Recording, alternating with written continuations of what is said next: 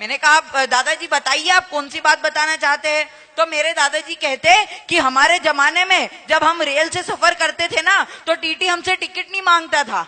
मैंने कहा दादाजी आपकी तो बड़ी पहुंच थी, फिर टिकट आपसे टीटी आपसे टिकट नहीं मांगता था। तो मेरे दादाजी ने कहा बेटा हमारी पहुंच नहीं थी, हमारे पीछे जो जैन शब्द लगा है ना उसे सुनकर टीटी यह सोचता था कि यह तो ईमानदार व्यक्ति है, इसके पास तो टिकट जरूर मौजूद होगा।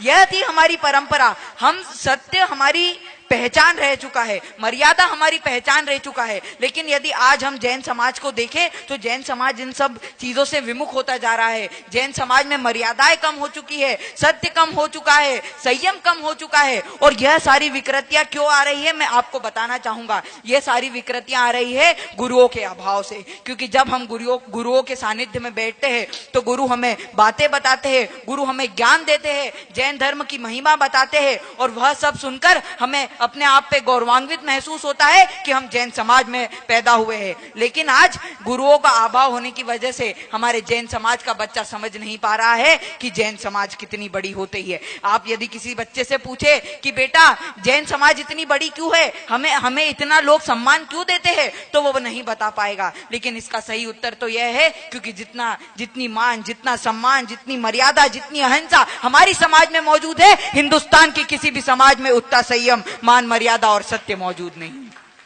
हमें जैन समाज के बच्चों को बताना होगा कि बेटा तुम जैन हो, अपने आप पे गर्व महसूस करो। लेकिन मुझे तो ऐसा लगता है आने वाले समय में बच्चे अपने नाम के पीछे जैन लगाना भी भूल जाएंगे, क्योंकि वह तो यह जानते नहीं है कि जैन क्या होता है। हमें उन्हें यह बात बतानी चाहिए। और इस मंच से खड़े होकर मैं आप सभी से निवेदन करता हूं, आप सभी की कार के आगे आप उत्तम क्षमा लिखिए, जिससे सभी लोगों को यह पता पड़े कि यह जैन समाज में मौजूद एक व्यक्ति की गाड़ी है। क्योंकि उत्तम क्षमा तो जैन धर्म का ही आभूषण और जैन धर्म का ही उपकरण है।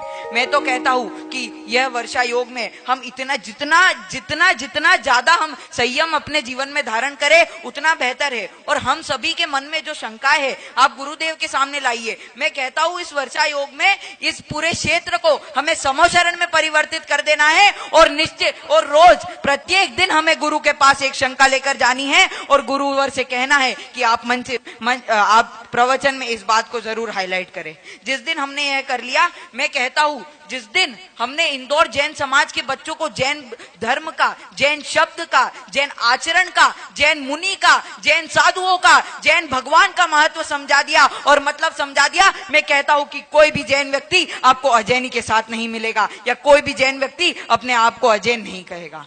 यह हो चुका है। मैं आश्चर्य होता है जब भी मैं अपने किसी दोस्त से कहता हूं कि भैया हम लोग आलू प्याज लहसुन नहीं खाते, तो आप थोड़ा सा हमसे मतलब आलू प्याज लहसुन शेयर मत करना। तो वो कहते हैं कि यार तुम आलू प्याज लहसुन क्यों नहीं खाते हो? हम तो खाते, हम खाते, हमें कुछ हो नहीं रहा है।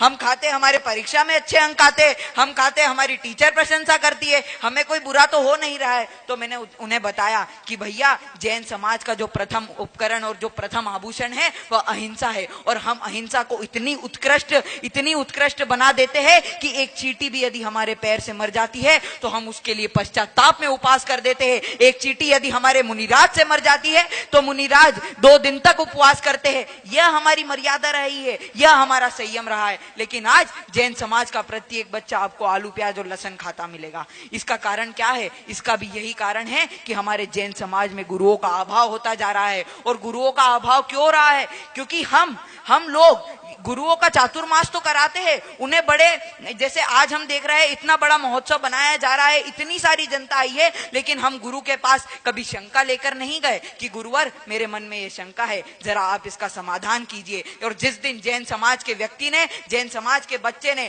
अपनी शंकाओं को गुरुवर के चरणों में रखने की कोशिश की, रखने का प्रयास किया, उस दिन यह जैन समाज इतना बड़ा हो जाएगा कि विश्व में जैन समाज से बड़ी समाज कोई नहीं होगी। मैं कहना चाहूंगा, आप लोग कहते हैं कि जैन समाज की जनसंख्या कम है इसलिए जैन समाज को इतना महत्व नहीं दिया जाता है। मैं कहता हूं जनसंख्या कम नहीं है, जितनी जनसंख्या है ना उसमें जैन धर्म का महत्व कम हो चुका है। जितनी जनसंख्या है वह जैन धर्म का मतलब भूल चुकी है। और जिस दिन हमने इतनी ही जनसंख्या को जैन धर्म का और जैन समाज का मतलब समझा दिया, उस दिन यह जैन समाज विश्व की सबसे बड़ी समाज बन जाएगी। मैं आपसे कहना चाहता हूं, यह बात तो आप सभी जानते होंगे कि जैन समाज में सबसे ज्यादा टैक्स पेयर पाए जाते हैं।